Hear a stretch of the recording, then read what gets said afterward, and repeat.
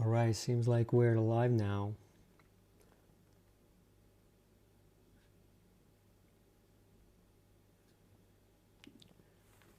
Everybody, hello.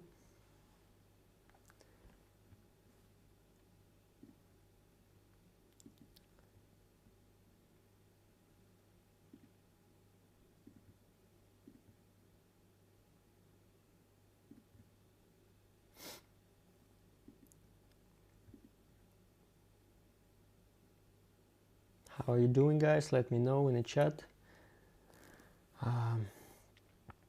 A couple of minutes before the start of the um, interview with Vladimir Putin and Tucker Carlson. Just 12 minutes before. I didn't see the chat yet. Just making some settings.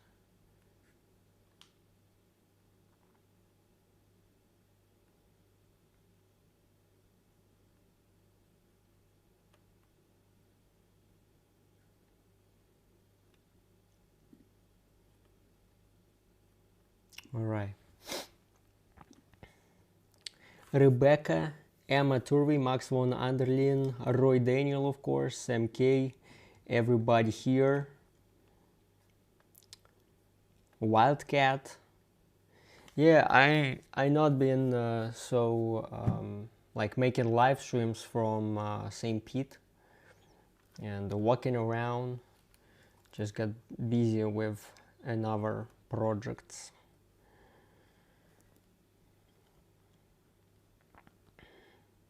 I made some tea, and today I have, look at this, look at this.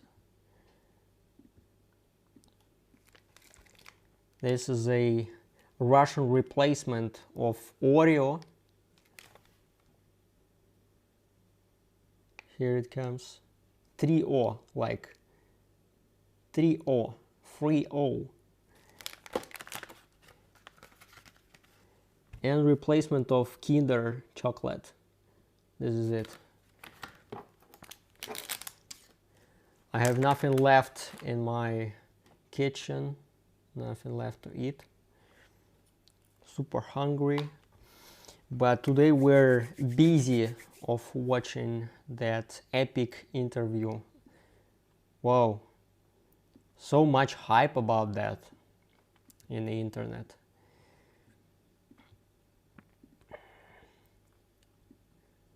And from both sides, not only in United States and Russia as well. Mostly local media from Moscow, they are making reviews of Tucker Carlson went to that place, went to that place, to grocery store, like basic places. And yeah, that was kind of funny to observe all that. And journalists are following him everywhere, even in the toilet.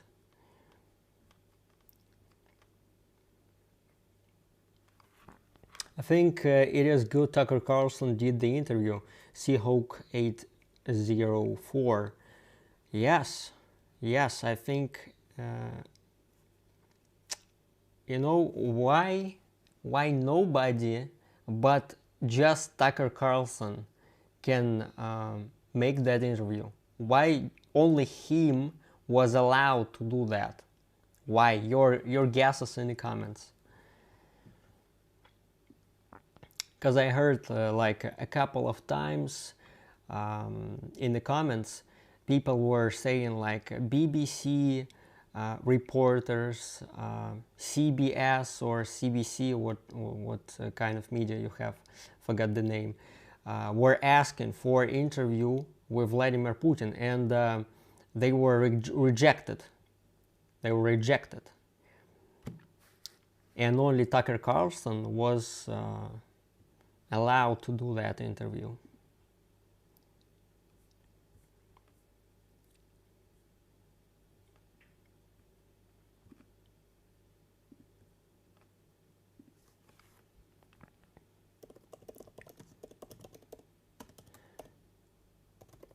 You know, before the recent days, I didn't watch Tucker Carlson news reports, and I didn't watch it even today.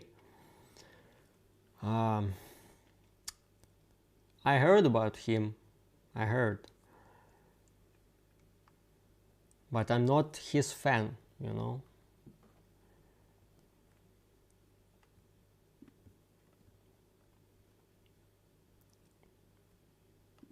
For me, it's a little strange that his channel on YouTube wasn't blocked yet.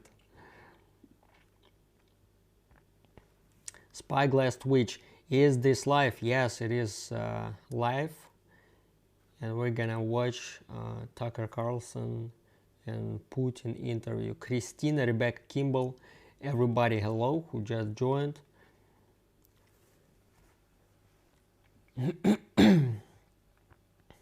Don't forget to subscribe to my channel, because I make live streams from Russia. If you want to see a real Russia, how the life goes here, press the button subscribe to my channel.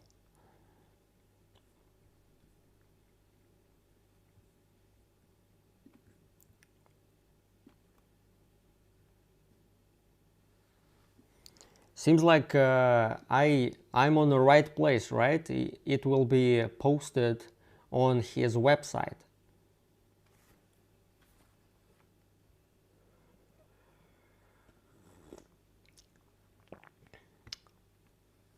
Nothing is mentioned about him on the American media yet anyways.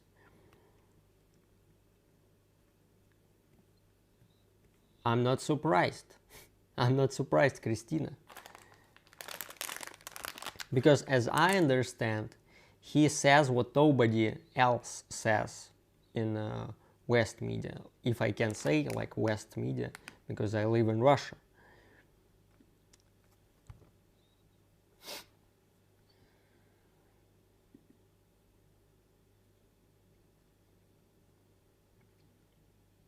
I think the other media is will, and Putin will not put up with that Tucker tries to be neutral and give both sides of the story.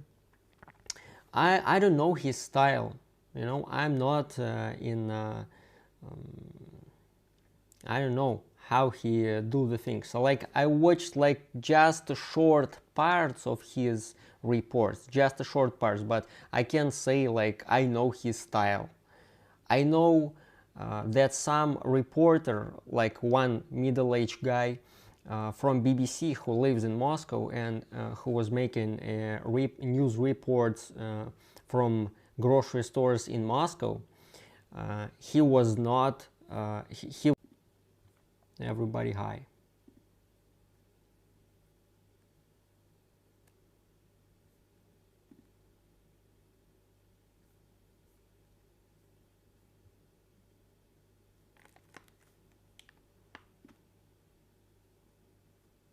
Whoa. The following is an interview with the president of Russia, Vladimir Putin. It has started. Shot Okay. February 6, 2024 at about 7 p.m. in the building behind us, which is, of course, the Kremlin. The interview, as you will see if you watch it, is primarily about the war in progress, the war in Ukraine, how it started, what's happening, and most pressingly, how it might end. One note before you watch. At the beginning of the interview, we asked the most obvious question, which is, why did you do this? Did you feel a threat, an imminent physical threat? And that's your justification. And the answer we got shocked us. Putin went on for a very long time, probably half an hour, about the history of Russia going back to the 8th century.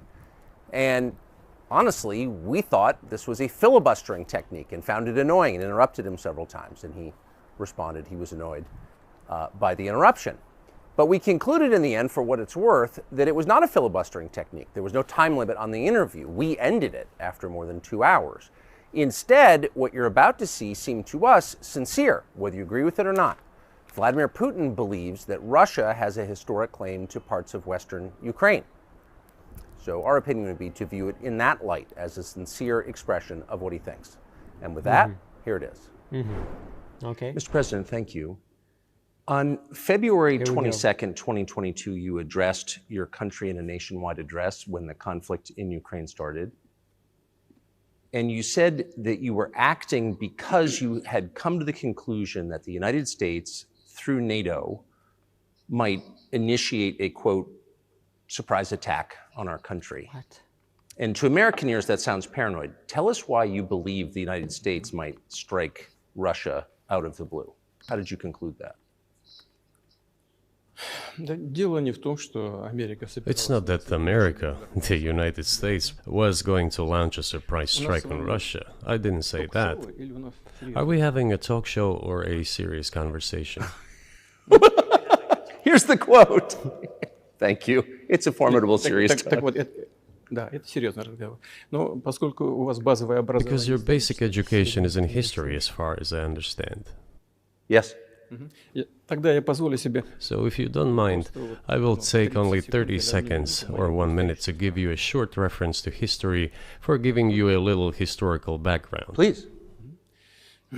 Let's look where our relationship with Ukraine started from. Where did Ukraine come from? The Russian state started gathering itself as a centralized statehood, and it is considered to be the year of the establishment of the Russian state in 862, when the townspeople of Novgorod invited a Varangian prince, Rurik, from Scandinavia to reign. In 1862, Russia celebrated the 1000th anniversary of its statehood. And in Novgorod, there is a memorial dedicated to the 1000th anniversary of the country. In 882, Rurik's successor, Prince Oleg, who was actually playing the role of regent at Rurik's young son, that he is telling the because Rurik had died by that time, came to where it Kiev. started. Like, maybe he is kind of mistaken, but He ousted is two the brothers leader of who the apparently had country. And why it's once important, been members this is of why Rurik's squad. That's important. How he tell that story. So Russia began to develop with two centers of power, Kiev How and the leader Novgorod. of Russia watched on that conflict. The next very significant date in the history of Russia was 988. This was the baptism of Russia, when Prince Vladimir, the great-grandson of Rurik, baptized Russia and adopted Orthodoxy, or Eastern Christianity. From this time, the centralized Russian state began to strengthen. Why? Because of the single territory, integrated economic ties, one and the same language, and, after the baptism of Russia, the same faith and rule of the prince. The centralized Russian state began to take shape. Back in the Middle Ages, Prince Yaroslav the Wise introduced the order of succession to a throne. But after he passed away, it became complicated for various reasons. The throne was passed not directly from father to eldest son, but from the prince who had passed away to his brother, then to his sons in different lines. All this led to the fragmentation and the end of Rus as a single state. There was nothing special about it. The same was happening then in Europe.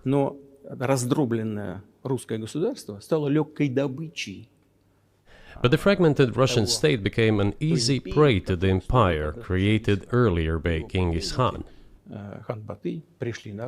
His successors, namely Batu Khan, came to Rus, plundered and ruined nearly all the cities.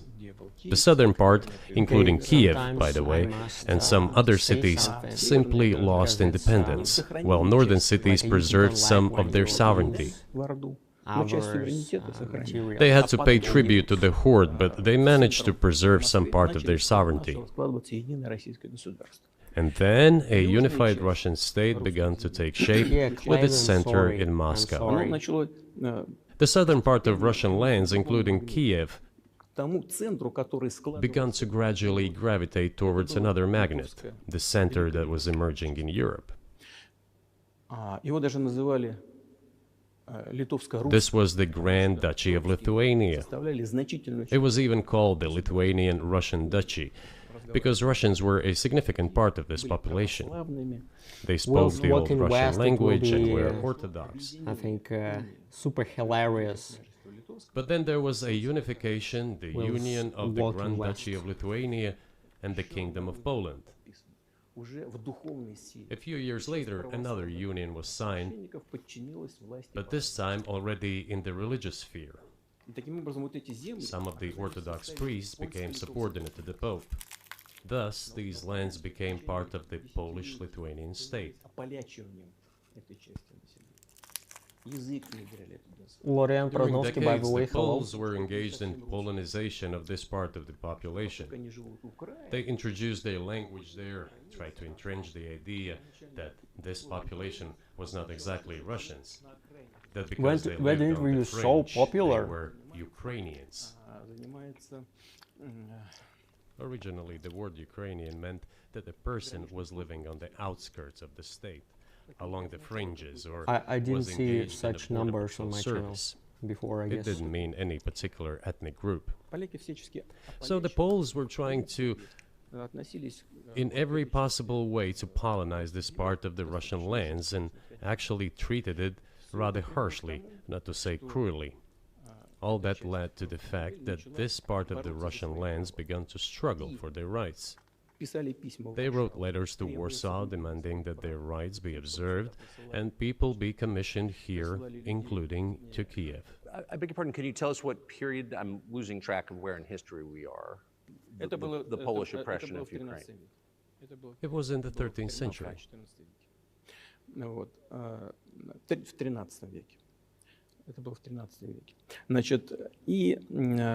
Now I will tell you what happened later and give the dates so that there is no confusion. And in 1654, even a bit earlier, the people who were in control of the authority over that part of the Russian lands addressed Warsaw, I repeat, demanding that they send them to rulers of Russian origin and Orthodox faith. When Warsaw did not answer them, and in fact rejected their demands, they turned to Moscow, so that Moscow took them away. So that you don't think that I'm inventing things, I'll give you these documents. Well, it doesn't sound like you're inventing it. I'm not sure why it's relevant to what happened 2 years ago.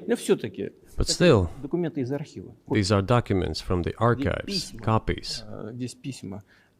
Here are the letters from Bogdan Khmelnytsky, the man who then controlled the power in this part of the Russian lands that is now called Ukraine.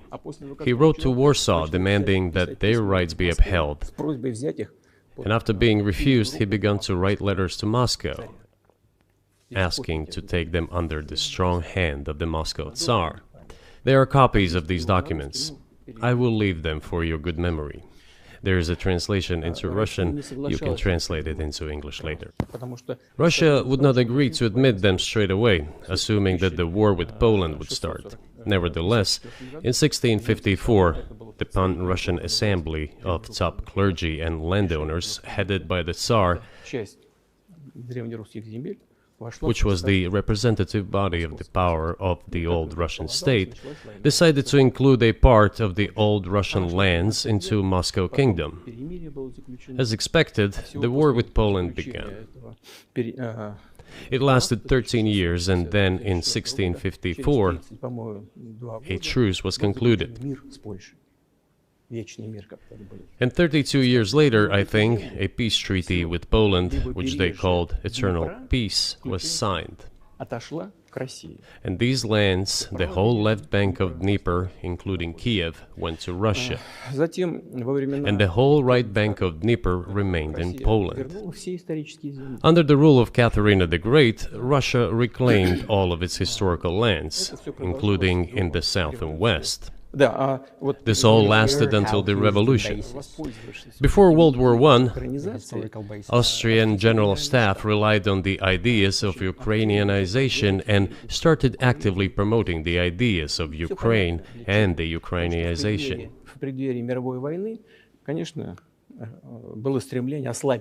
Their motive was obvious. Just before World War I, they wanted to weaken the potential enemy and secure themselves favorable conditions in the border area.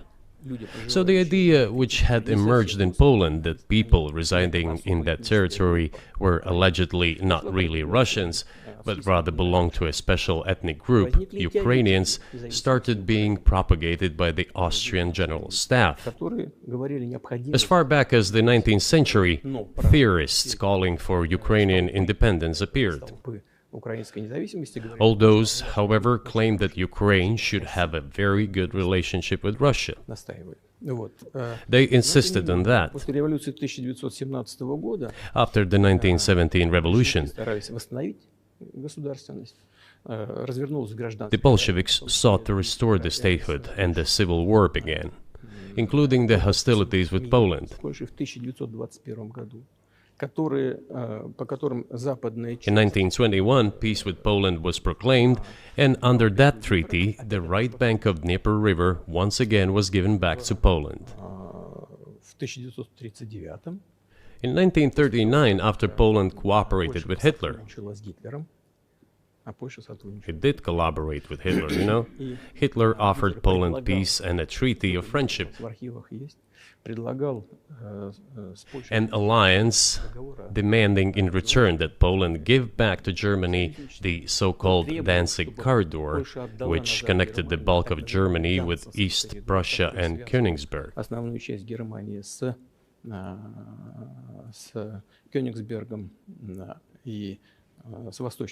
After World War I, this territory was transferred to Poland, and instead of Danzig, a city of Dansk emerged. Hitler asked them to give it amicably, but they refused. Of course. Still, they collaborated with Hitler and engaged together in the partitioning of Czechoslovakia. But may I ask you, you're making the case that Ukraine, certainly parts of Ukraine, Eastern Ukraine, is in effect Russia, has been for hundreds of years. Why wouldn't you just take it when you became president 24 years ago? You have nuclear weapons, they don't. If it's actually your land, why did you wait so long? I'll tell you. I'm coming to that. This briefing is coming to an end. It might be boring, but it explains many things. I just don't know how it's relevant. Good. Good. I'm so gratified that you appreciate that. Thank you. So, before World War II, Poland collaborated with Hitler, and although it did not yield to Hitler's demands, it still participated in the partitioning of Czechoslovakia together with Hitler, as the Poles had not given the Danzig corridor to Germany and went too far, pushing Hitler to start World War II by attacking them. Why was it Poland against whom the war started on 1st September 1939? Poland turned out to be uncompromising, and Hitler had nothing to do but start implementing his plans with Poland. By the way, the USSR, I have read some archive documents, behaved very honestly. It asked Poland's permission to transit its troops through the Polish territory to help Czechoslovakia. But the then Polish foreign minister said that if the Soviet planes flew over Poland, they would be downed over the territory of Poland. But that doesn't matter. What matters is that the war began, and Poland fell prey to the policies it had pursued against Czechoslovakia, as under the well-known Molotov-Ribbentrop Pact. Part of the territory, including western Ukraine, was to be given to Russia. Thus, Russia, which was then named the USSR, regained its historical lands. After the victory in the Great Patriotic War, as we call World War II, all those territories were ultimately enshrined as belonging to Russia, to the USSR. As for Poland, it received, apparently in compensation, the lands which had originally been German. The eastern parts of Germany, these are now western lands of Poland. Of course, Poland regained access to the Baltic Sea and Danzig, which was once again given its Polish name. So this was how this situation developed. In 1922, when the USSR was being established, the Bolsheviks started building the USSR and established the Soviet Ukraine, which had never existed before. Right.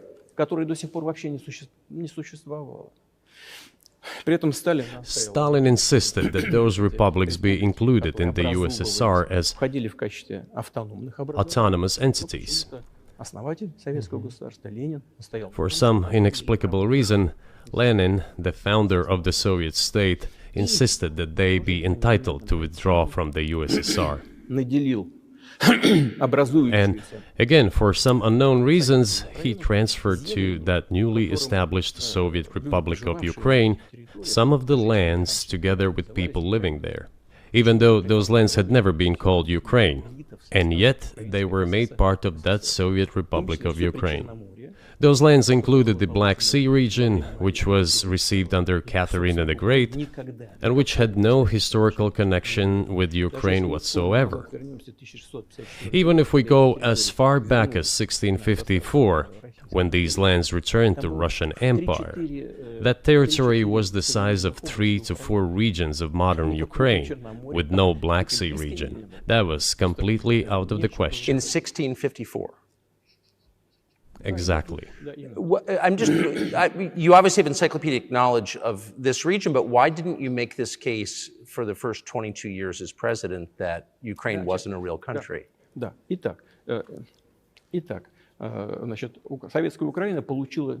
The Soviet Union was given a great deal of territory that had never belonged to it, including the Black Sea region.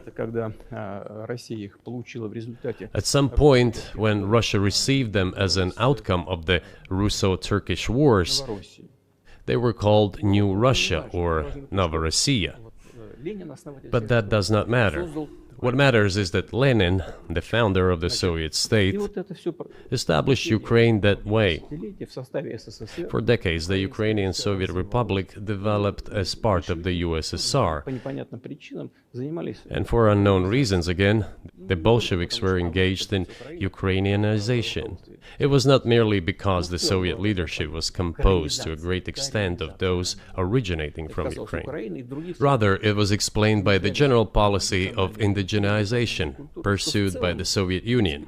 Same things were done in other Soviet republics. This involved promoting national languages and national cultures, which is not a bad in principle.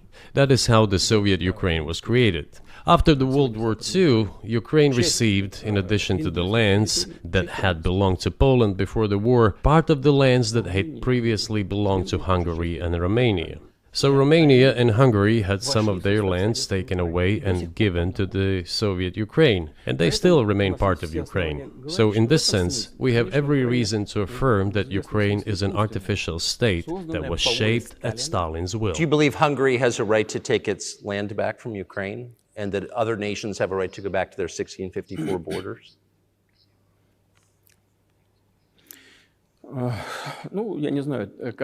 I'm not sure whether they should go back to the 1654 borders. But given Stalin's time, so-called Stalin's regime, which, as many claim, saw numerous violations of human rights and violations of the rights of other states,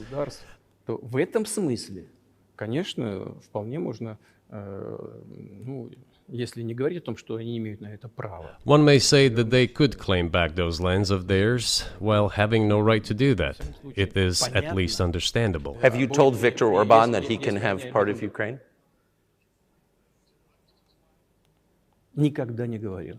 Never. I have never told him, not a single time. У нас с ним даже на этот счет не было никаких разговоров. Но мне достоверно We have not even had any conversation on that, but I actually know for sure that Hungarians who live there они, конечно, хотят вернуться на свою историю. wanted to get Больше того, back сейчас to their расскажу historical land. интересную историю, отвлекусь. Moreover, I would like to share a very interesting story with you. Значит, где-то в начале I digress, it's a personal one. из, Somewhere in the early 80s, I went on a road trip in a car from then Leningrad across the Soviet Union through Kiev, въехал made a stop in Kiev, and then went to western Ukraine.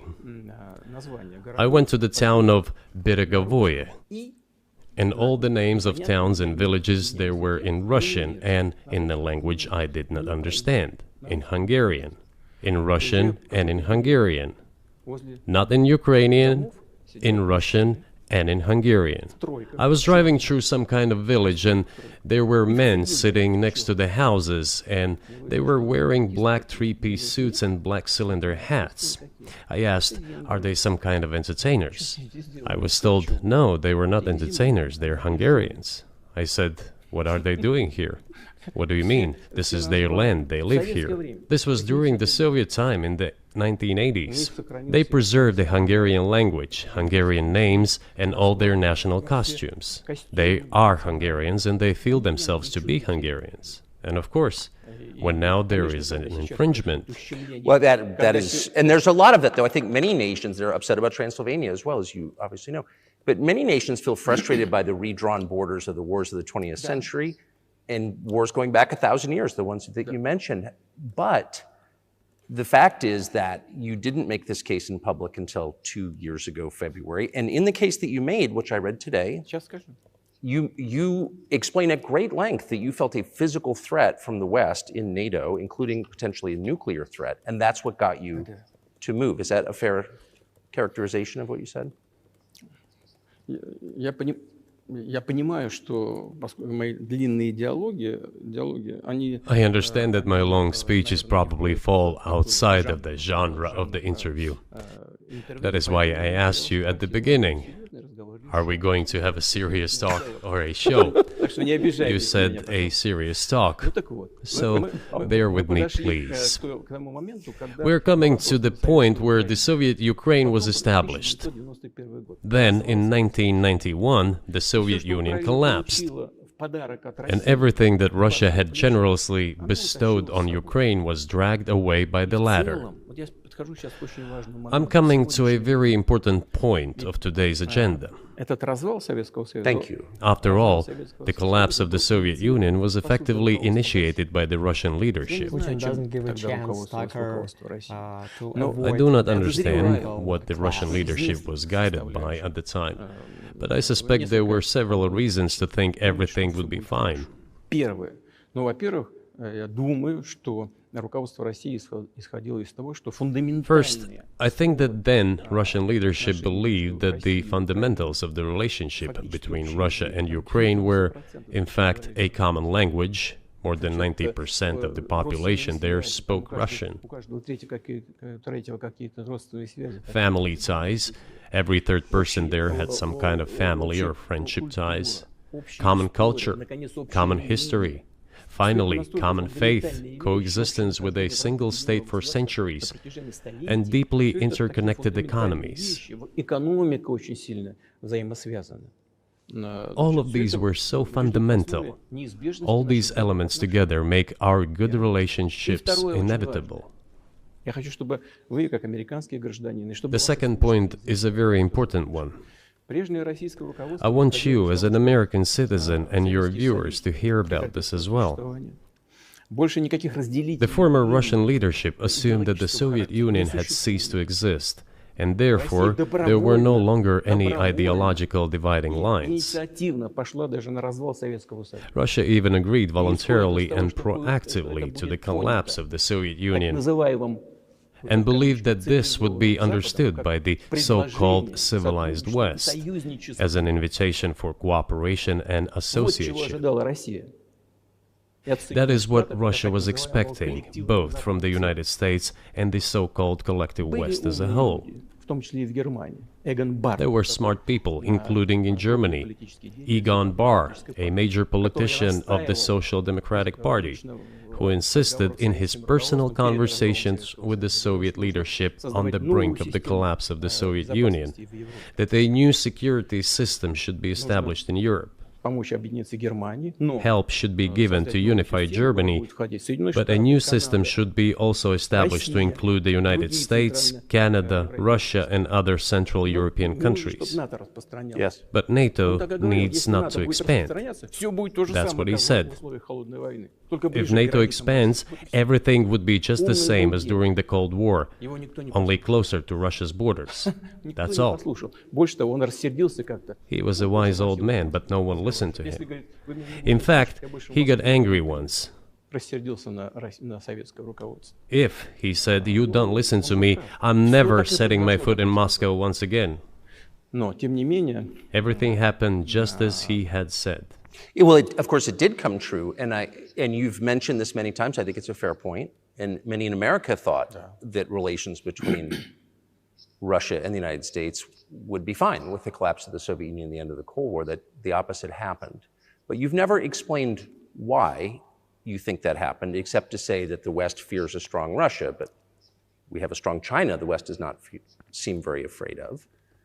What about Russia, do you think, convinced policymakers they had to take it down? Запад боится сильного Китая больше, чем сильной России. The West is afraid of strong China more than it fears a strong Russia, because Russia has 150 million people and China has 1.5 billion population, and its economy is growing by leaps and bounds, or 5% a year. It used to be even more. But that's enough for China. As Bismarck once put it, potentials are the most important. China's potential is enormous. It is the biggest economy in the world today in terms of purchasing power parity and the size of the economy. It has already overtaken the United States quite a long time ago, and it is growing at a rapid clip. Let's not talk about who is afraid of whom. Let's not reason in such terms. And let's get into the fact that after 1991, when Russia expected that it would be welcomed into the brotherly family of civilized nations, nothing like this happened. You tricked us. I don't mean you personally when I say you. Of course, I'm talking about the United States. The promise was that NATO would not expand eastward, but it happened 5 times. There were 5 waves of expansion. We tolerated all that. We were trying to persuade them. We were saying, please don't. We are as bourgeois now as you are. We are market economy and there's no communist party power. Let's negotiate. Moreover, I have also said this publicly before. There was a moment when a certain rift started growing between us. Before that, Yeltsin came to the United States. Remember, he spoke in Congress and said the good words. God bless America. Everything he said were signals. Let us in. Remember the developments in Yugoslavia before the Yeltsin was lavished with praise? As soon as the developments in Yugoslavia started, he raised his voice in support of Serbs, and we couldn't but raise our voices for Serbs in their defense. I understand that there were complex processes underway there, I do, but Russia could not help raising its voice in support of Serbs, because Serbs are also a special and close to us nation, with Orthodox culture and so on. It's a nation that has suffered so much for generations. Well, regardless, what is important is that Yeltsin expressed his support. What did the United States do? In violation of international law and the UN Charter, it started bombing Belgrade. It was the United States that let the genie out of the bottle. Moreover, when Russia protested and expressed its resentment, what was said? The UN Charter and international law have become obsolete. Now everyone invokes international law, but at that time they started saying that everything was outdated. Everything had to be changed. Indeed, some things need to be changed, as the balance of power has changed. It's true, but not in this manner. Yeltsin was immediately dragged through the mud, accused of alcoholism, of understanding nothing, of knowing nothing. He understood everything, I assure you. Well, I became president in 2000. I thought, okay, the Yugoslav issue is over, but we should try to restore relations. let's reopen the door that Russia had tried to go through. And moreover, I said it publicly, I can reiterate. At a meeting here in the Kremlin with the outgoing President Bill Clinton, right here in the next room, I said to him, I asked him, Bill, do you think if Russia asked to join NATO, do you think it would happen? Suddenly he said, you know, it's interesting. I think so. But in the evening, when we met for dinner, he said, you know, I've talked to my team. No, it's not possible now. You can ask him. I think he will watch our interview. He'll confirm it. I wouldn't have said anything like that if it hadn't happened. Okay. Were you sincere? It's impossible now. Would you have joined NATO? Look, I asked the question, is it possible or not? And the answer I got was no. If I was insincere in my desire to find out what the leadership position was... But if he had said yes, would you have joined NATO? If he had said yes, the process of rapprochement would have commenced, and eventually it might have happened, if we had seen some sincere wish on the other side of our partners. But it didn't happen. Well, no means no. Okay, fine. Why do you think that is? Just to get to motive, I know you're clearly bitter about it. I understand. But why do you think the West rebuffed you then? Why the hostility? Why did the end of the Cold War not fix the relationship? What motivates this from your point of view? You said I was bitter about the answer. No, it's not bitterness. It's just a statement of fact. We're not bride and groom, bitterness, resentment. It's not about those kind of matters in such circumstances. We just realized we weren't welcome there, that's all. Okay, fine. But let's build relations in another manner. Let's look for common ground elsewhere. Why we received such a negative response, you should ask your leaders. I can only guess why. Too big a country with its own opinion and so on. And the United States, I've seen how issues are being resolved in NATO. I will give you another example now concerning Ukraine.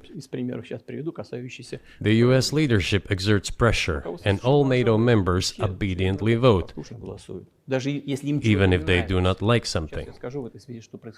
Now, I'll tell you what happened in this regard with Ukraine in 2008, although it's being discussed. I'm not going to open a secret to you, say anything new. Nevertheless, after that we tried to build relations in different ways. For example, the events in the Middle East, in Iraq. We were building relations with the United States in a very soft, prudent, cautious manner. I repeatedly raised the issue that the United States should not support separatism or terrorism in the North Caucasus. But they continue to do it anyway. And political support, information support, financial support, even military support came from the United States and its satellites for terrorist groups in the Caucasus. I once raised this issue with my colleague, also the President of the United States. He says, "It's impossible. Do you have proof?" I said, "Yes." I was prepared for this conversation, and I gave him that proof. He looked at it, and you know what he said? I apologize, but that's what happened. I'll quote.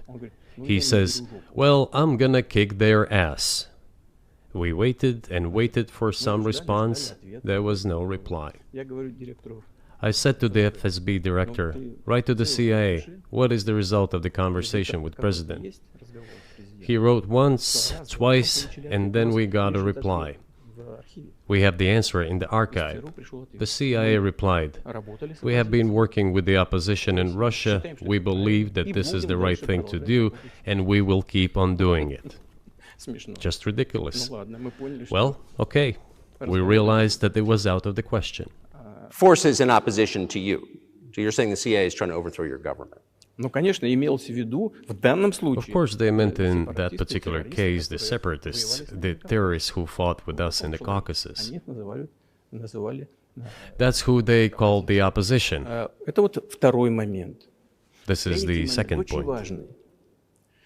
The third moment is a very important one, is the moment when the US missile defense system was created. The beginning. We persuaded for a long time not to do it in the United States. Moreover, after was invited by Bush Jr.'s father, Bush Sr., to visit his place on the ocean, I had a very serious conversation with President Bush and his team.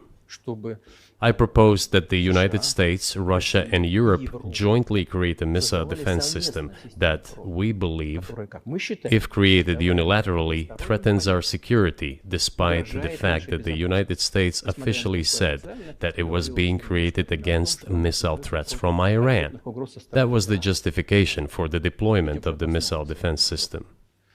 I suggested working together, Russia, the United States, and Europe. They said it was very interesting. They asked me, "Are you serious?" I said, "Absolutely." May I ask, what year was this? I don't remember. It is easy to find out on the internet when I was in the USA at the invitation of Bush Sr. It is even easier to learn from someone I'm going to tell you about. I was told it was very interesting. I said, just imagine if we could tackle such a global strategic security challenge together. The world will change. We'll probably have disputes, probably economic and even political ones, but we could drastically change the situation in the world. He says yes, and asks, "Are you serious?" I said, "Of course. We need to think about it," I'm told. I said, "Go ahead, please." Then Secretary of Defense Gates, former Director of CIA, and Secretary of State Rice came in here, in this cabinet, right here at this table. They sat on this table. Me, the Foreign Minister, the Russian Defense Minister on that side. They said to me, "Yes, we have thought about it. We agree." I said, "Thank God, great, but with some exceptions." So twice you've described U.S. presidents making decisions and then being undercut by their agency heads. So it sounds like you're describing a system that's not run by the people who are elected, in your telling. That's right, that's right. In the end, they just told us to get lost. I'm not going to tell you the details because I think it's incorrect. After all, it was confidential conversation. But our proposal was declined, that's a fact.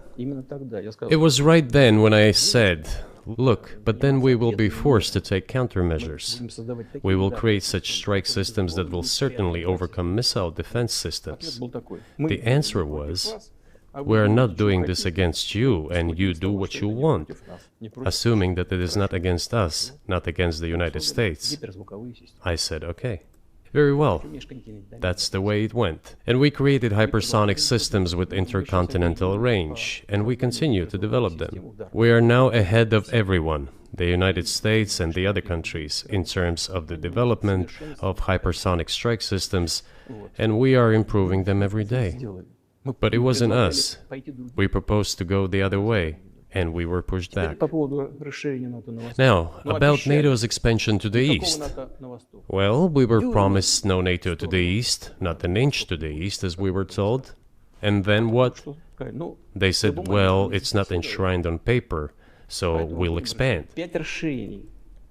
So there were 5 waves of expansion, the Baltic states, the whole of Eastern Europe, and so on. And now I come to the main thing. They have come to the Ukraine, ultimately. In 2008, at the summit in Bucharest, they declared that the doors for Ukraine and Georgia to join NATO were open. Now about how decisions are made there. Germany, France seem to be against it, as well as some other European countries. But then, as it turned out later, President Bush, and he's such a tough guy, a tough politician, as I was told later, he exerted pressure on us and we had to agree. It's ridiculous, it's like kindergarten. Where are the guarantees? What kindergarten is this? What kind of people are these? Who are they? You see, they were pressed, they agreed. And then they say, Ukraine won't be in the NATO, you know? I say, I don't know. I know you agreed in 2008. Why won't you agree in the future? Well, they pressed us then. I say, why won't they press you tomorrow? And you'll agree again. Well, it's nonsensical. Who's there to talk to? I just don't understand. We're ready to talk. But with whom? Where are the guarantees? None. So they started to develop the territory of Ukraine.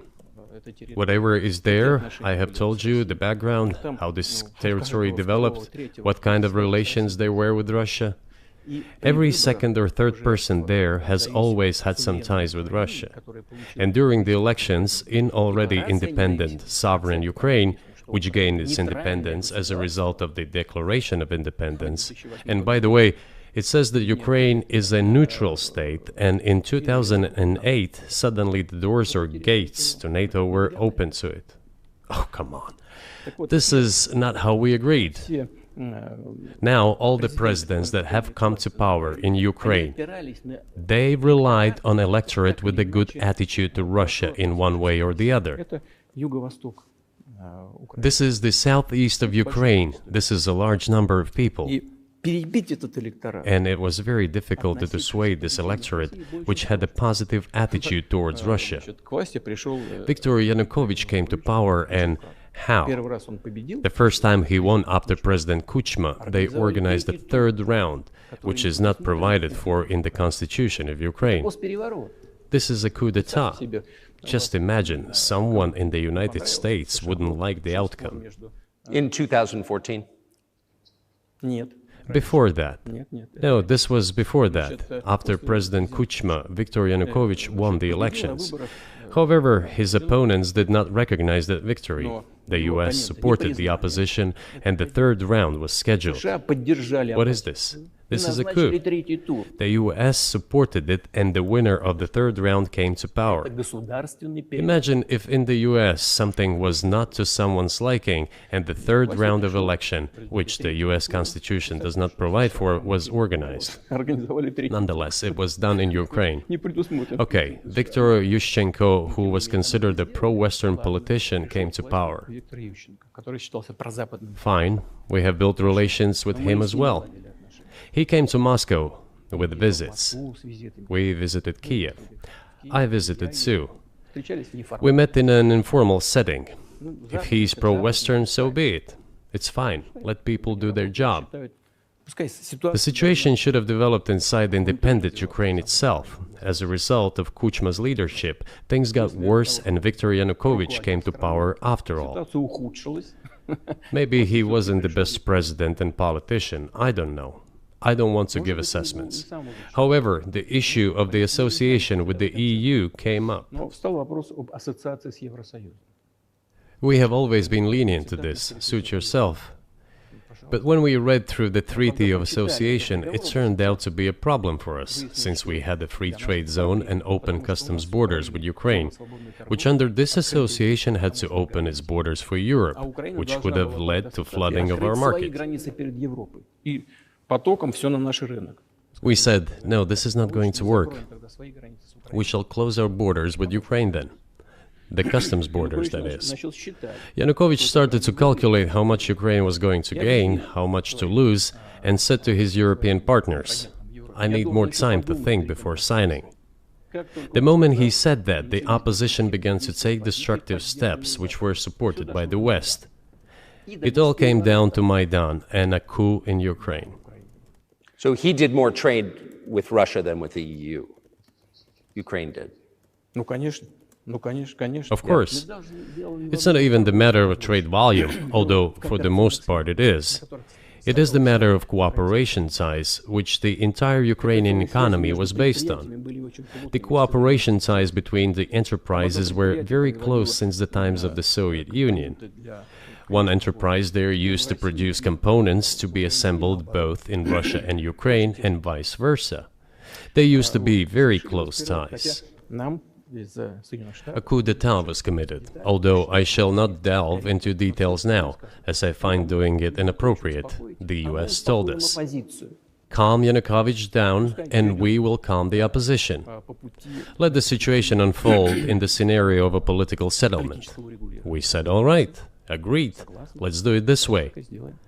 As the Americans requested, Yanukovych did use neither the armed forces nor the police, yet the armed opposition committed a coup in Kiev.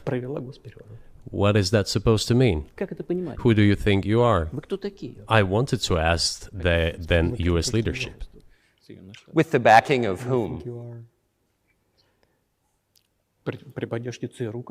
With the backing of CIA, of course. The organization you wanted to join back in the day, as I understand.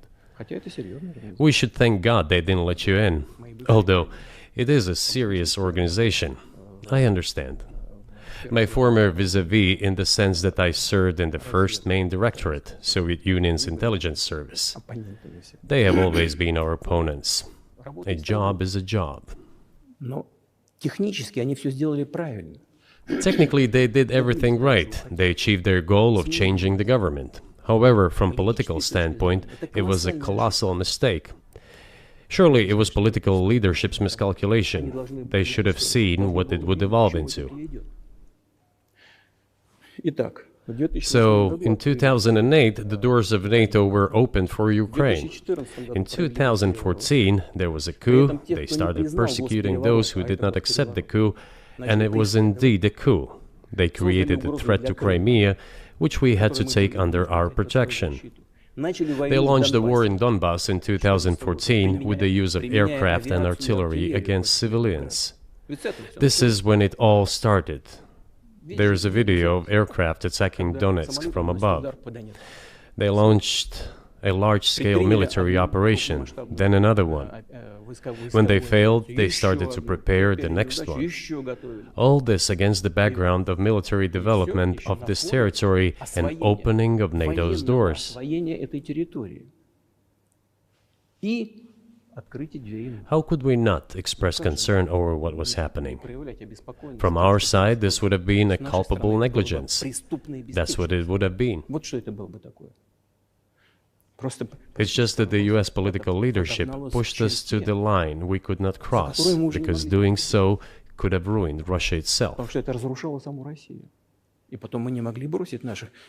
Besides, we could not leave our brothers in faith, in fact, a part of Russian people, in the face of this war machine. But that was 8 years before the current conflict started. So what was the trigger for you? What was the moment where you decided you had to do this? Спровоцировал конфликт Initially, it was the coup in Ukraine that provoked the conflict. By the way, back then the representatives of 3 European countries, Germany, Poland and France, arrived.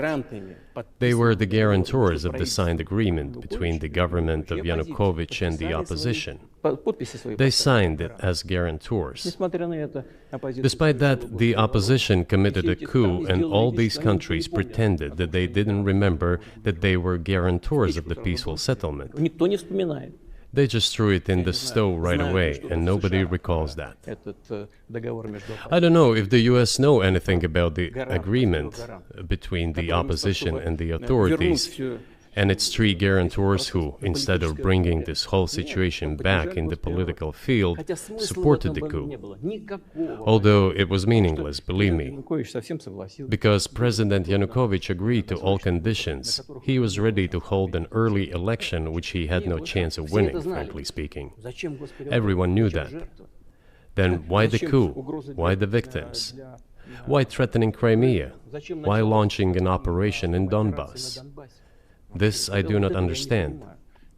That is exactly what the miscalculation is. CIA did its job to complete the coup. I think one of the deputy secretaries of state said that it cost a large sum of money, almost 5 billion. But the political mistake was colossal. Why would they have to do that? All this could have been done legally, without victims, without military action, without losing Crimea. We would have never considered to even lift a finger if it hadn't been for the bloody developments on Maidan. because we agreed with the fact that after the collapse of the Soviet Union, our borders should be along the borders of former Union's republics. We agreed to that. But we never agreed to NATO's expansion, and moreover, we never agreed that Ukraine would be in NATO. We did not agree to NATO bases there without any discussion with us. For decades, we kept asking, don't do this, don't do that. And what triggered the latest events? Firstly, the current Ukrainian leadership declared that it would not implement the Minsk agreements, which had been signed, as you know, after the events of 2014 in Minsk, where the plan of peaceful settlement in Donbass was set forth. But no, the current Ukrainian leadership, foreign minister, all other officials, and then president himself said that they don't like anything about the Minsk agreements. In other words, they were not going to implement it. A year or a year and a half ago, former leaders of Germany and France said openly to the whole world that they indeed signed the Minsk agreements, but they never intended to implement them. They simply led us by the nose. Was there anyone for you to talk to? Did you call a U.S. President, Secretary of State and say, if you keep militarizing Ukraine with NATO forces, this is going to be we're going to act?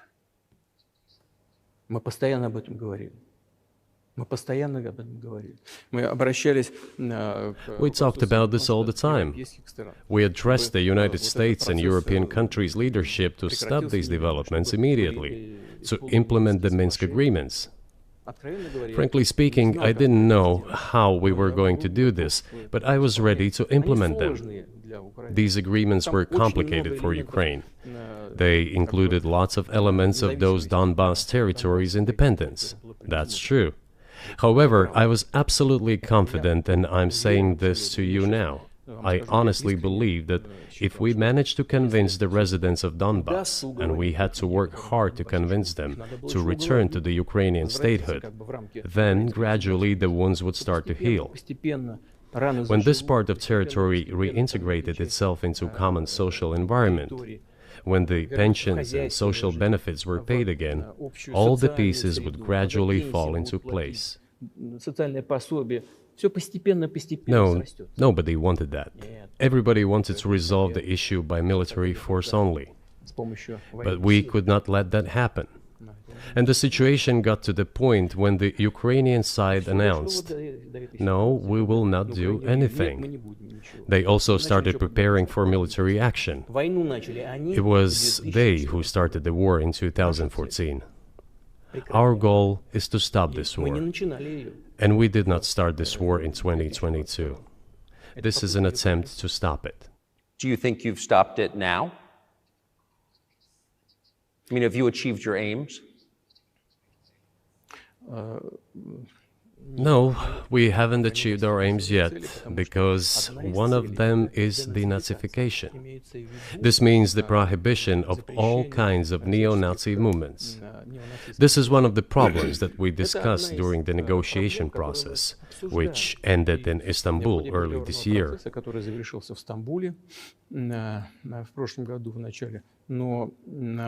And it was not our initiative, because we were told by the Europeans, in particular, that it was necessary to create conditions for the final signing of the documents. My counterparts in France and Germany said, how can you imagine them signing a treaty with a gun to their heads? The troops should be pulled back from Kiev. I said, all right. We withdrew the troops from Kiev. As soon as we pulled back our troops from Kiev, our Ukrainian negotiators immediately threw all our agreements reached in Istanbul into the bin and got prepared for a long-standing armed confrontation with the help of the United States and its satellites in Europe. That is how the situation has developed, and that is how it looks now. But what is, pardon my ignorance, what is denazification? What would that mean? What is... Да, вот я как раз хочу сейчас об этом сказать. Это очень важный вопрос. Денацификация. That is what I want to talk about right now. It is a very important issue. Denazification. After gaining independence, Ukraine began to search, as some Western analysts say, its identity. And it came up with nothing better than to build this identity upon some false heroes who collaborated with Hitler.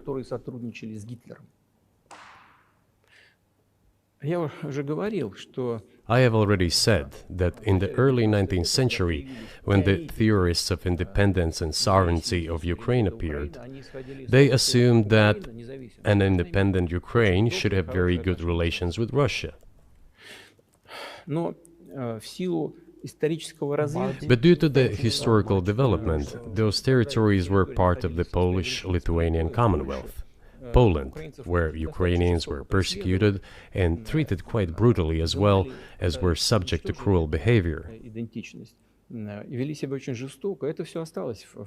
There were also attempts to destroy their identity. All this remained in the memory of the people. When World War II broke out, part of this extremely nationalist elite collaborated with Hitler, believing that he would bring them freedom. The German troops, even the SS troops, made Hitler's collaborators do the dirtiest work of exterminating the Polish and Jewish population. Hence this brutal massacre of the Polish and Jewish population, as well as the Russian population too.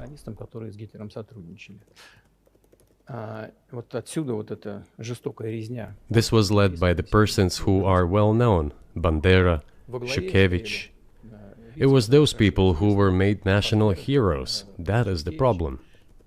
And we are constantly told that nationalism and neo-Nazism exist in other countries as well. Yes, they are seedlings, but we uproot them, and other countries fight against them.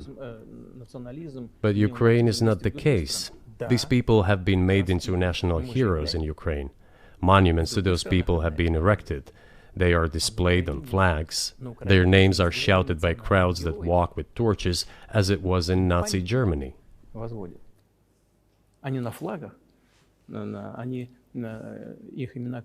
These were people who exterminated Poles, Jews, and Russians.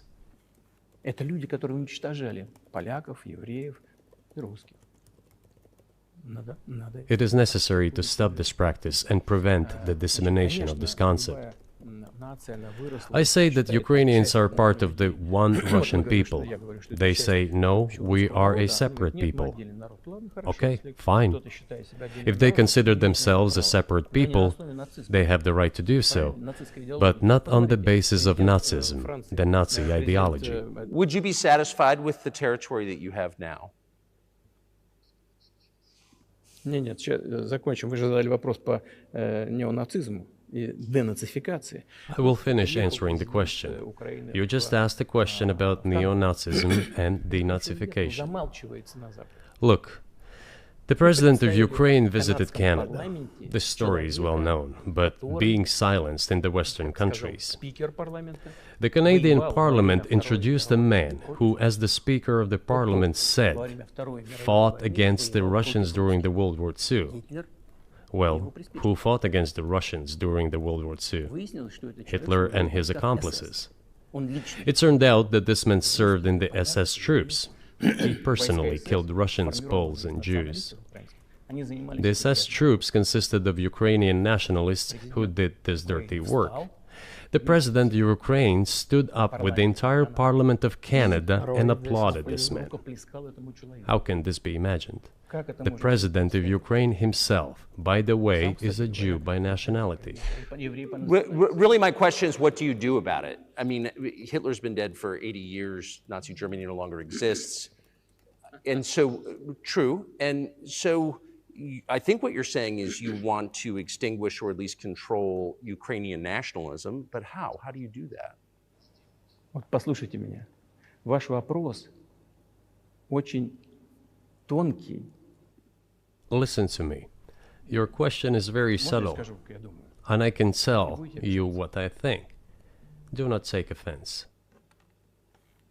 Of course. Он, казалось бы, тонкий, он очень противный, этот вопрос. This question appears to be subtle. It is quite pesky. Значит, You say Hitler has been dead for so many years, люди, которые 80 years. уничтожали But his евреев, example русских, lives on. поляков, People живы. who exterminated И Jews, президент, Russians, and действующий Poles are президент alive. сегодняшней Украины And the аплодирует president, ему the в current канадском president of парламенте, today's Ukraine, аплодирует applauds him стоя. in the Canadian parliament, Разве мы gives можем a сказать, что standing мы ovation. целиком выкорчевали Can we эту say that идеологию, we have если completely то, что мы uprooted видим, this происходит ideology сегодня? if what we see is Вот что happening такое today? денацификация в нашем That is what Надо denazification избавиться от is тех in людей, our которые, understanding. эту We have to get rid of those people who теорию maintain практику this concept and support this оставляют в practice жизни and и try to стараются preserve it. сохранить. That Вот is что what такое denazification денацификация. is. Вот That что под is этим what we понимаем. mean. Right. My question was a little more specific. It was, of course, not a defense of Nazis, neo or otherwise. It was a practical question. You don't control the entire country. You don't control Kiev. You don't seem like you want to. So how do you eliminate a culture or an ideology or feelings or a view of history in a country that you don't control? What do you do about that? А вы знаете, как вам не покажется странным, в ходе переговоров в Стамбуле You know, as strange as it may seem to you, during the negotiations in Istanbul, we did agree that we have it all in writing. Neo-Nazism would not be cultivated in Ukraine, including that it would be prohibited at the legislative level. Mr. Carson, we agreed on that. This, it turns out, can be done during the negotiation process. And there's nothing humiliating for Ukraine as a modern civilized state. Is any state allowed to promote Nazism? It is not, is it? That is it. Ведь нет, правда? Вот и все. Will there be talks, and why haven't there been talks about resolving the conflict in Ukraine? Peace talks.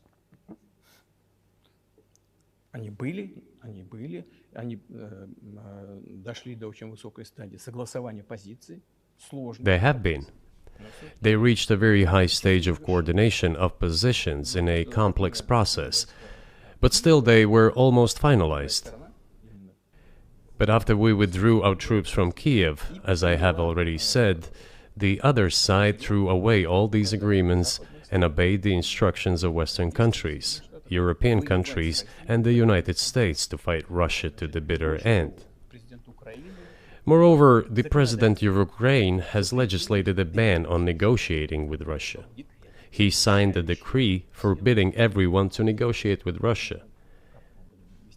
But how are we going to negotiate if he forbade himself and everyone to do this?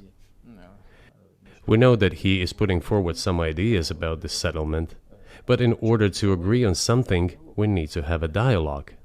Is that not right? Well, but you wouldn't be speaking to the Ukrainian president, you'd be speaking to the American president. When was the last time you spoke to Joe Biden? I cannot remember when I talked to him. I do not remember. We can look it up. You don't remember? No. Why? Do I have to remember everything? I have my own things to do. We have domestic political affairs. Well, he's funding the war that you're fighting, so I would think that would be memorable. Ну да, он финансирует. Well, yes, he funds, but I talked to him before the special military operation, of course. And I said to him then, by the way, I will not go into details, I never do, but I said to him then, I believe that you are making a huge mistake of historic proportions by supporting everything that is happening there, in Ukraine, by pushing Russia away. I told him repeatedly, by the way. I think that would be correct if I stop here. What did he say? Ask him, please. It is easier for you. You are a citizen of the United States. Go and ask him. It is not appropriate for me to comment on our conversation. But you haven't spoken to him since before February of 2022. Нет, мы не разговаривали. Но у нас есть. No, we haven't spoken. Кстати говоря, Certain contacts are being maintained, though. Speaking of which, про мое предложение. do you remember what I told you about my proposal to work together on a missile defense system? Yes. Да.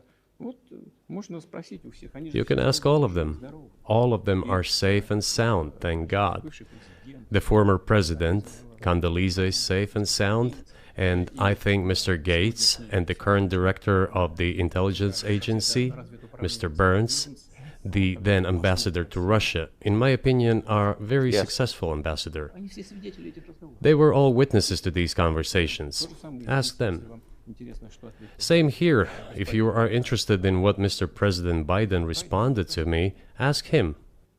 At any rate, I talked to him about it. I'm definitely interested, but from the outside, it seems like this could devolve or evolve into something that brings the entire world into conflict and could initiate a nuclear launch. And so why don't you just call Biden and say, let's work this out?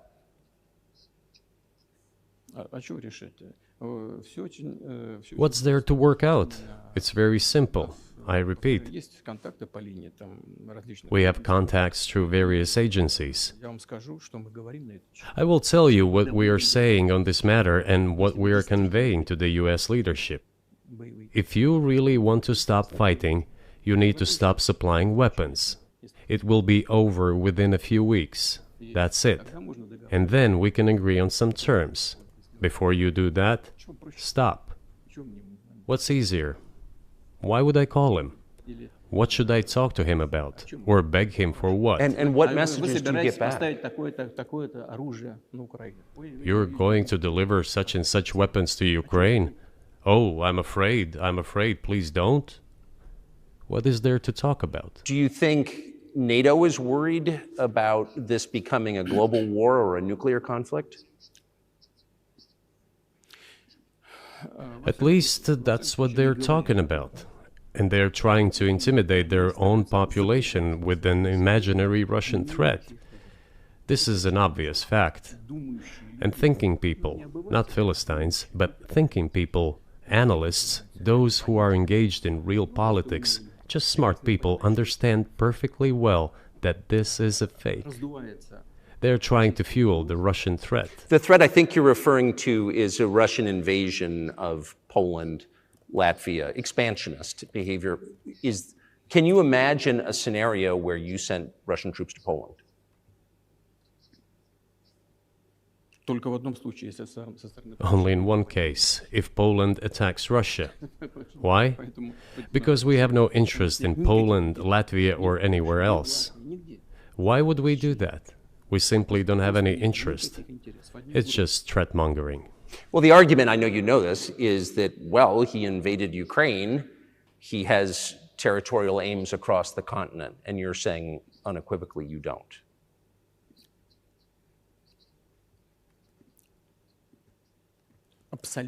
Это абсолютно исключено. It is absolutely out of the question. Никаким аналитиком. You just don't have to be any kind of analyst. It goes against common sense to get involved in some kind of a global war. Глобальная война поставить на грань. And a global war will bring all humanity to the brink of destruction. It's obvious. Вот. И есть, конечно, средства. There are certainly means of deterrence. They have been scaring everyone with us all along. Tomorrow Russia will use tactical nuclear weapons. Tomorrow Russia will use that. No, the day after tomorrow. So what? Выбить из налогоплательщиков In order to США extort additional money from US taxpayers and European taxpayers in the confrontation with Russia in the Ukrainian theater of war. как можно. The goal is to weaken Russia as much as possible. One of our senior United States senators from the state of New York, Chuck Schumer, said yesterday, I believe, that we have to continue to fund the Ukrainian effort, or U.S. soldiers, citizens could wind up fighting there. How do you assess that?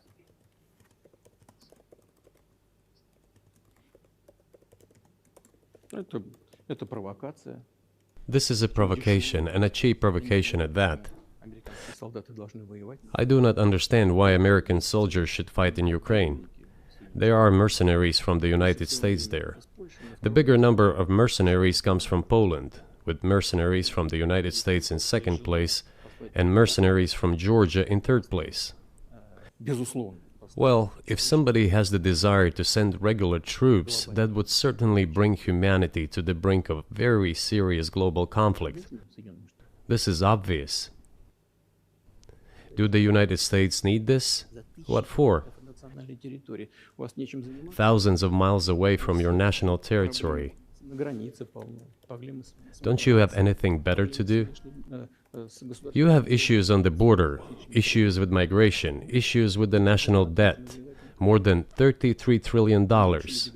You have nothing better to do, so you should fight in Ukraine?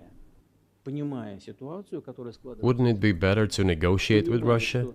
Make an agreement, already understanding the situation that is developing today, realizing that Russia will fight for its interests to the end? And realizing this, actually return to common sense, start respecting our country and its interests, and look for certain solutions. It seems to me that this is much smarter and more rational. Who blew up Nord Stream? You for sure. I was busy that day. Nate, do you have I did not blow up Nord Stream. Thank you, though. You personally may have an alibi, but the CIA has no such alibi. Do you have evidence that NATO or the CIA did it?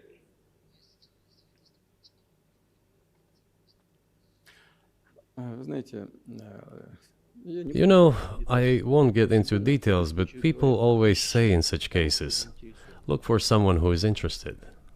But in this case, we should not only look for someone who is interested, but also for someone who has capabilities. Because there may be many people interested, but not all of them are capable of sinking to the bottom of the Baltic Sea and carrying out this explosion. These two components should be connected. Who is interested and who is capable of doing it? But I'm confused. I mean, that's the biggest act of industrial terrorism ever, and it's the largest emission of CO2 in history. Okay, so if you had evidence, and presumably given your security services, your intel services, you would, that NATO, the US, CIA, the West, did this, why wouldn't you present it and win a propaganda victory?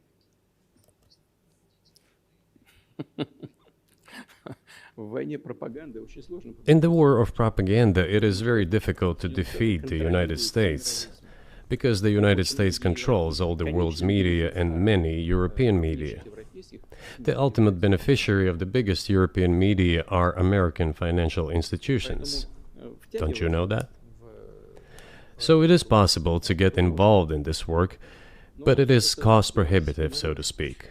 We can simply shine the spotlight on our sources of information, and we will not achieve results. It is clear to the whole world what happened, and even American analysts talk about it directly. It's true. Yes, but here's a question you may be able to answer. You worked in Germany, famously. The Germans clearly know that their NATO partner did this, and it damaged their economy greatly. It may never recover. Why are they being silent about it? That's very confusing to me. Why wouldn't the Germans say something about it? Why? This also confuses me. But today's German leadership is guided by the interests of the collective West rather than its national interests. Otherwise, it is difficult to explain the logic of their action or inaction. After all, it is not only about Nord Stream 1, which was blown up, and the Nord Stream 2 was damaged, but one pipe is safe and sound and gas can be supplied to Europe through it. But Germany does not open it. We are ready, please. There's another route through Poland, called Yamal Europe, which also allows for large flow. Poland has closed it, but Poland packs from the German hand. It receives money from the pan-European funds, and Germany is the main donor to these pan-European funds. Germany feeds Poland to a certain extent, and they close their route to Germany. Why? I don't understand. Ukraine, to which the Germans supply weapons and give money. Germany is the second sponsor of the United States in terms of financial aid to Ukraine. There are two gas routes through Ukraine. They simply closed one route, the Ukrainians. Open the second route and please get gas from Russia. They do not open it. Why don't the Germans say, look guys, we give you money and weapons, open up the valve, please, let the gas from Russia pass through for us. We're buying liquefied gas at exorbitant prices in Europe, which brings the level of our competitiveness and economy in general down to zero. Do you want us to give you money? Let us have the decent existence. Make money for our economy, because this is where the money we give you comes from. They refuse to do so. Why? Ask them. That is what is like in their heads. Those are highly incompetent people. Well, maybe the world is breaking into two hemispheres, one with cheap energy, the other without. And I want to ask you that. If we're now a multipolar world, obviously we are, can you describe the blocks of alliances? Who is in each side, do you think? Listen, you have said that the world is breaking into two hemispheres. A human brain is divided into two hemispheres. One is responsible for one type of activities, the other one is more about creativity and so on. But it is still one and the same head. The world should be a single whole. Security should be shared rather than meant for the golden billion. That is the only scenario where the world could be stable, sustainable, and predictable. Until then, while the head is split in two parts, it is an illness, a serious adverse condition. It is a period of severe disease that the world is going through now. But I think that, thanks to honest journalism, this work is akin to work of the doctors. This could somehow be remedied. Well, let's just give one example, the US dollar, which has kind of united the world in a lot of ways, maybe not to your advantage, but certainly to ours. Is that going away as the reserve currency, the universally accepted currency? How have sanctions, do you think, changed the dollar's place in the world?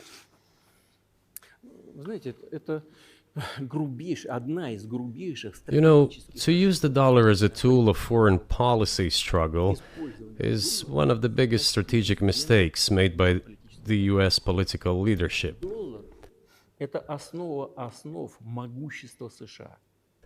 The dollar is the cornerstone of the United States power. I think everyone understands very well that no matter how many dollars are printed, they are quickly dispersed all over the world.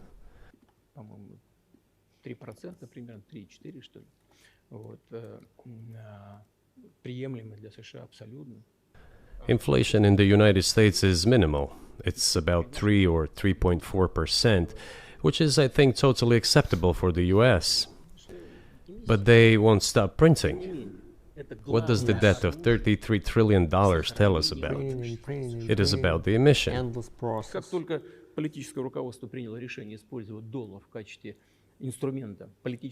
Nevertheless, it is the main weapon used by the United States to preserve its power across the world.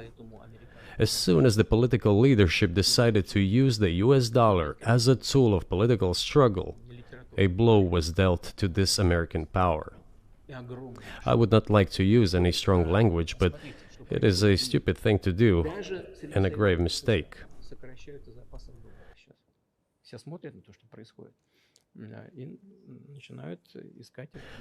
Look at what is going on in the world. Even the United States allies are now downsizing their dollar reserves. Seeing this, everyone starts looking for ways to protect themselves. But the fact that the United States applies restrictive measures to certain countries, such as placing restrictions on transactions, freezing assets, etc., causes grave concern and sends a signal to the whole world. What did we have here? Until 2022, about 80% of Russian foreign trade transactions were made in US dollars and euros.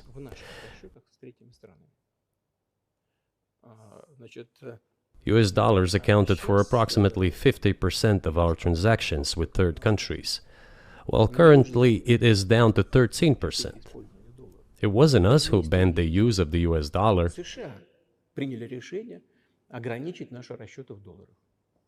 We had no such intention.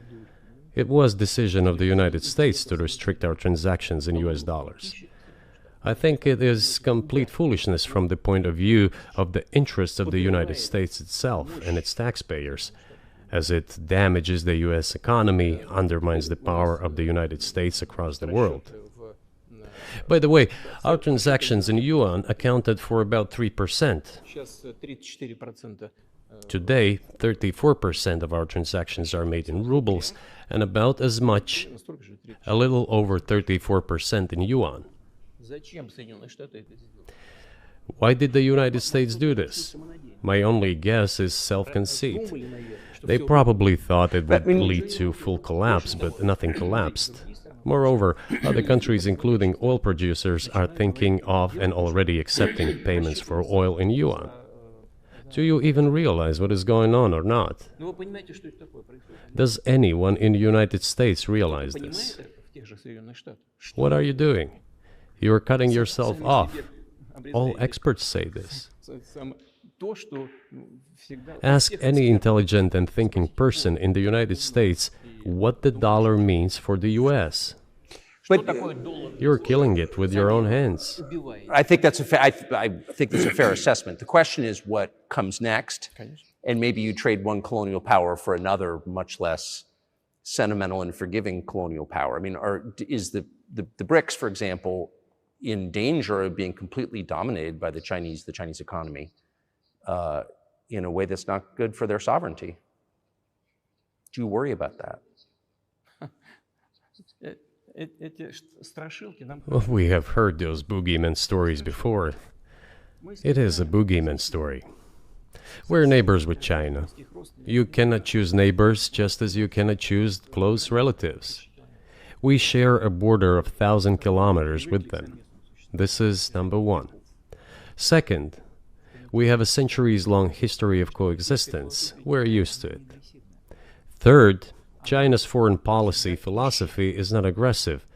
Its idea is to always look for compromise, and we can see that. The next point is as follows. We are always told the same boogeyman story, and here it goes again. Through an euphemistic form, but it is still the same boogeyman story.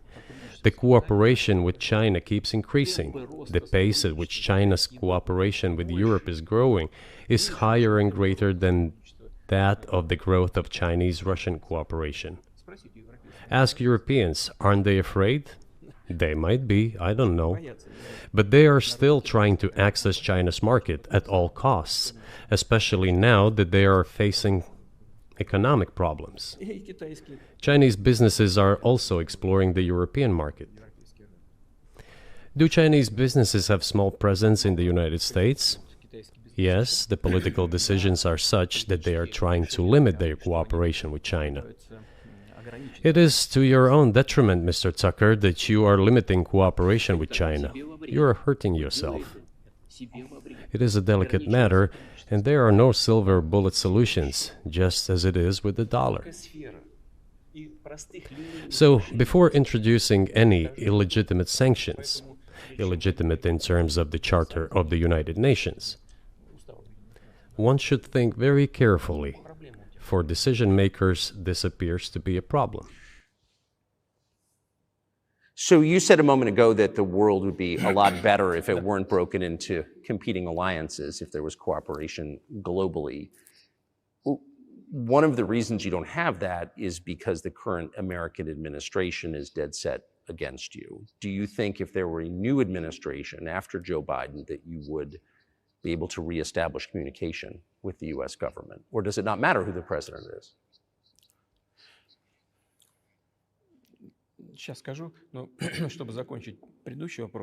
I will tell you, but let me finish the previous thought. We, together with my colleague and friend, President Xi Jinping, set a goal to reach $200 billion of mutual trade with China this year. We have exceeded this level. According to our figures, our bilateral trade with China totals already $230 billion, and the Chinese statistics says it is $240 billion. One more important thing. Our trade is well balanced, mutually complementary in high-tech, energy, scientific research and development. It is very balanced. As for BRICS, where Russia took over the presidency this year, the BRICS countries are, by and large, developing very rapidly. Look, if memory serves me right, back in 1992, the share of the G7 countries in the world economy amounted to 47%, whereas in 2022 it was down to, I think, a little over 30%. The BRICS countries accounted for only 16% in 1992, but now their share is greater than that of the G7. It has nothing to do with the events in Ukraine. This is due to the trends of global development and world economy, as I mentioned just now. And this is inevitable. This will keep happening. It is like the rise of the sun. You cannot prevent the sun from rising. You have to adapt to it. How do the United States adapt? With the help of force, sanctions, pressure, bombings, and use of armed forces. This is about self-conceit. Your political establishment does not understand that the world is changing under objective circumstances. And in order to preserve your level, even if someone aspires, pardon me, to the level of dominance, you have to make the right decisions in a competent and timely manner. Such brutal actions, including with regard to Russia and, say, other countries, are counterproductive. This is an obvious fact. It has already become evident. You just asked me if another leader comes and changes something. It is not about the leader. It is not about the personality of a particular person. I had a very good relationship with, say, Bush. I know that in the United States, he was portrayed as some kind of a country boy who does not understand much. I assure you that this is not the case. I think he made a lot of mistakes with regard to Russia, too. I told you about 2008 and the decision in Bucharest to open the NATO's doors for Ukraine and so on. That happened during his presidency. He actually exercised pressure on the Europeans.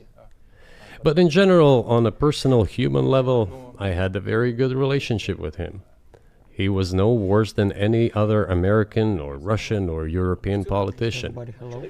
I assure you, he understood what he was doing as well as others.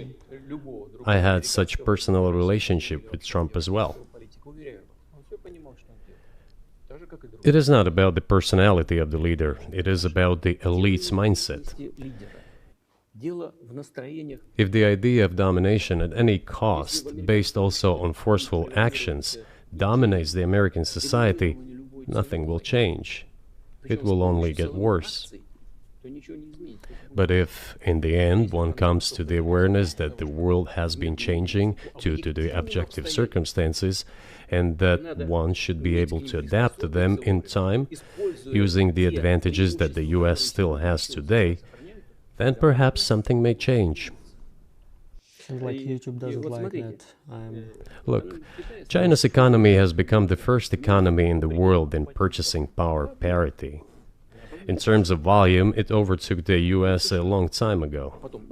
The USA comes second, then India, 1.5 billion people, and then Japan, with Russia in the 5th place. Russia was the first economy in Europe last year, despite all the sanctions and restrictions. Is it normal from your point of view? Sanctions, restrictions, impossibility of payments in dollars, being cut off from SWIFT services, sanctions against our ships carrying oil, sanctions against airplanes, sanctions in everything, everywhere. The largest number of sanctions in the world which are applied against Russia. And we have become Europe's first economy during this time. At least here we are the first. The tools that US uses don't work. Well, one has to think about what to do. If this realization comes to the ruling elites, then yes, then the first person of the state will act in anticipation of what the voters and the people who make decisions at various levels expect from this person. Then maybe something will change. But you're describing two different systems. You say the leader acts in the interest of the voters, but you also say these decisions are not made by the leader, they're made by the ruling classes. You've run this country for so long, you've known all these American presidents. What are those power centers in the United States, do you think? Like, who actually makes the decisions? Я не знаю. Это Америка сложная страна, такая очень, с одной стороны, консервативная. I don't know. America is a complex country, conservative on one hand, rapidly changing on the other. It's not easy for us to sort it all out. Who makes decisions in the elections? Is it possible to understand this when each state has its own legislation? Each state regulates itself? Someone can be excluded from elections at the state level. It is a two-stage electoral system. It is very difficult for us to understand it. Certainly, there are two parties that are dominant, the Republicans and the Democrats. And within this party system, the centers that make decisions, that prepare decisions. Then, look, why, in my opinion, after the collapse of the Soviet Union, such an erroneous, crude, completely unjustified policy of pressure was pursued against Russia? After all, this is a policy of pressure. NATO expansion, support for the separatists in Caucasus, creation of a missile defense system. These are all elements of pressure. Pressure, pressure, pressure. Then, dragging Ukraine into NATO is all about pressure, pressure, pressure. Why? I think, among other things, because excessive production capacities were created. During the confrontation with the Soviet Union, there were many centers created and specialists on the Soviet Union who could not do anything else. They convinced the political leadership that it is necessary to continue chiseling Russia, to try to break it up, to create on this territory several quasi-state entities, and to subdue them in a divided form, to use their combined potential for the future struggle with China. This is a mistake, including the excessive potential of those who worked for the confrontation with the Soviet Union. It is necessary to get rid of this. There should be new, fresh forces, people who look into the future and understand what is happening in the world. Look at how Indonesia is developing. 600 million people. Where can we get away from that? Nowhere. We just have to assume that Indonesia will enter. It is already in the club of the world's leading economies, no matter who likes it or dislikes it. Yes, we understand and are aware that in the United States, despite all the economic problems, the situation is still normal, with the economy growing decently. The GDP is growing by 2.5%, if I'm not mistaken. But if we want to ensure the future, then we need to change our approach to what is changing. As I already said, the world would nevertheless change, regardless of how the developments in Ukraine end. The world is changing. In the United States themselves, experts are writing that the United States are nonetheless gradually changing their position in the world. It is your experts who write that. I just read them. The only question is how this would happen. Painfully and quickly, or gently and gradually. And this is written by people who are not anti-American. They simply follow global development trends. That's it.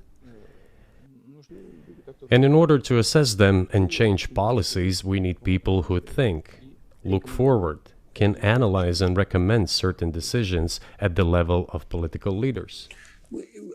I just have to ask, you've said clearly that NATO expansion eastward is a violation of the promise you all were made in 1990. It's a threat to your country.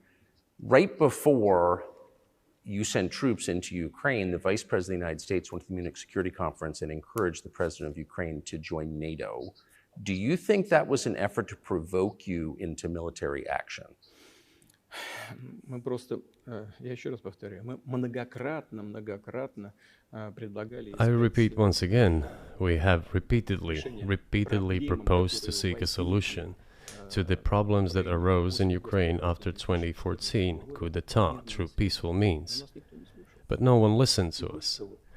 And moreover, the Ukrainian leaders who were under the complete US control suddenly declared that they would not comply with the Minsk agreements. They disliked everything there and continued military activity in that territory. Шло освоение этой территории натовскими военными структурами под видом различных центров. And in parallel, that territory was being exploited by NATO military structures under the guise of various personnel training and retraining centers. They essentially began to create bases there. That's all. Ukraine announced that the Russians were a non-titular nationality, while passing the laws that limit the rights of non-titular nationalities in Ukraine. Ukraine, having received all these southeastern territories as a gift from the Russian people, suddenly announced that the Russians were a non-titular nationality in that territory. Is that normal? No shy. All this put together led to the decision to end the war that neo-Nazis started in Ukraine in 2014. Do you think Zelensky has the freedom to negotiate a settlement to this conflict?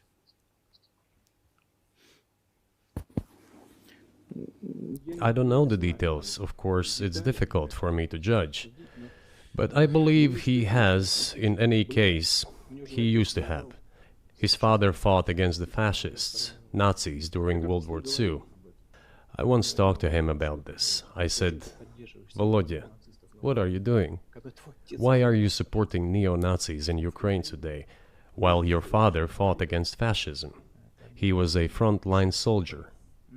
I will not tell you what he answered. This is a separate topic, and I think it's incorrect for me to do so. But as to the freedom of choice, why not? He came to power on the expectations of Ukrainian people that he would lead Ukraine to peace. He talked about this. It was thanks to this that he won the elections overwhelmingly. But then, when he came to power, in my opinion, he realized two things. Firstly, it is better not to clash with neo-Nazis and nationalists, because they are aggressive and very active. You can expect anything from them. And secondly, the US-led West supports them and will always support those who antagonize with Russia. It is beneficial and safe. So he took the relevant position despite promising his people to end the war in Ukraine.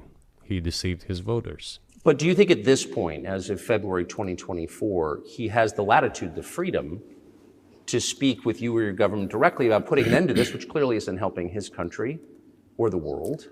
Can he do that, do you think? А почему нет? Он же Why not? He considers himself head of state. He won the elections. Although we believe in Russia that the coup d'etat is the primary source of power for everything that happened after 2014. And in this sense, even today, government is flawed.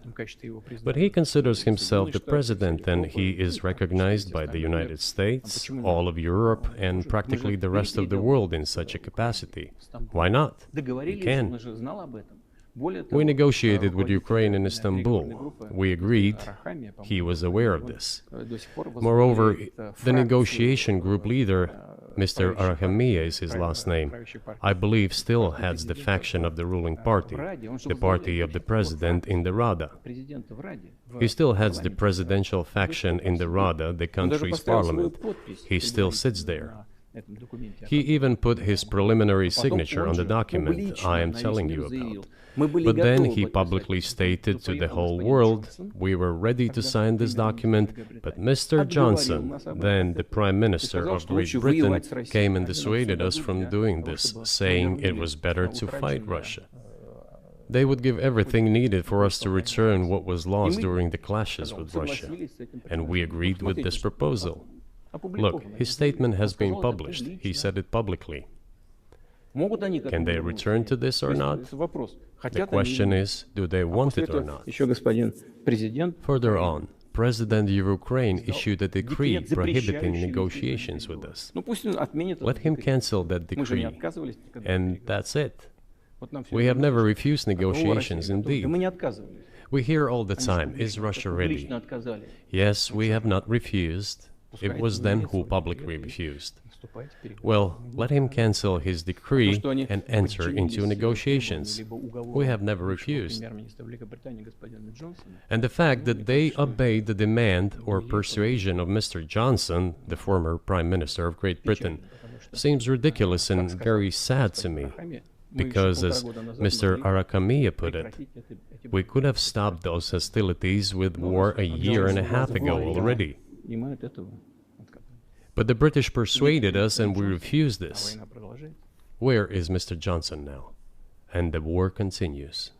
That's a good question. Where do you think he is, and why did he do that?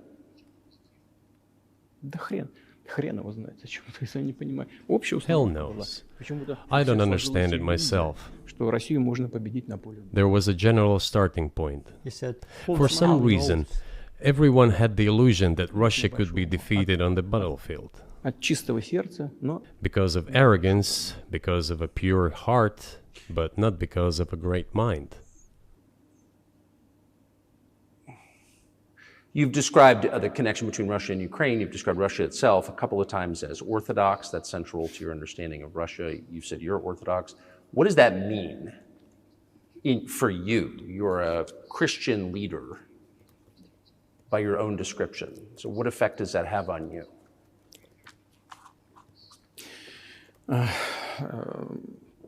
You know, as I already mentioned, in 988, Prince Vladimir himself was baptized following the example of his grandmother, Princess Olga. And then he baptized his squad.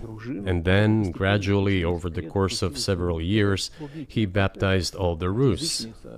It was a lengthy process, from pagans to Christians. It took many years. But in the end, this orthodoxy, Eastern Christianity, deeply rooted itself in the consciousness of the Russian people. When Russia expanded and absorbed other nations who profess Islam, Buddhism, and Judaism, Russia has always been very loyal to those people who profess other religions. This is her strength. This is absolutely clear. And the fact is that the main postulates, main values are very similar, not to say the same, in all world religions I've just mentioned, and which are the traditional religions of the Russian Federation, Russia. By the way, Russian authorities were always very careful about the culture and religion of those people who came into the Russian Empire. This, in my opinion, forms the basis of both security and stability of the Russian statehood. All the peoples inhabiting Russia basically consider it their motherhood. If, say, people move over to you or to Europe from Latin America, an even clearer and more understandable example, people come, but yet they have come to you or to European countries from their historical homeland. And people who profess different religions in Russia consider Russia their motherland. They have no other motherland. We are together. This is one big family, and our traditional values are very similar. I've just mentioned one big family, but everyone has his, her own family. And this is the basis of our society. And if we say that the motherland and the family are specifically connected with each other, it is indeed the case, since it is impossible to ensure a normal future for our children and our families unless we ensure a normal, sustainable future for the entire country, for the motherland. That is why patriotic sentiment is so strong in Russia. But can I say that the one way in which the religions are different? A lot about this, about the Russian soul. Русский человек, российский человек, он думает больше о вечном, он думает больше о ценностях. After all, Western society is more pragmatic. Russian people think more about the eternal, about moral values. I don't know, maybe you won't agree with me, but Western culture is more pragmatic after all.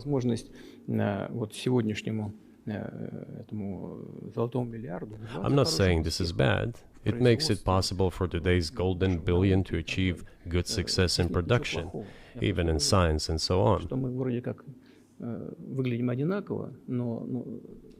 There's nothing wrong with that. I'm just saying that we kind of look the same, but our minds So are do you built a see little the different. supernatural at work as these are forces that are not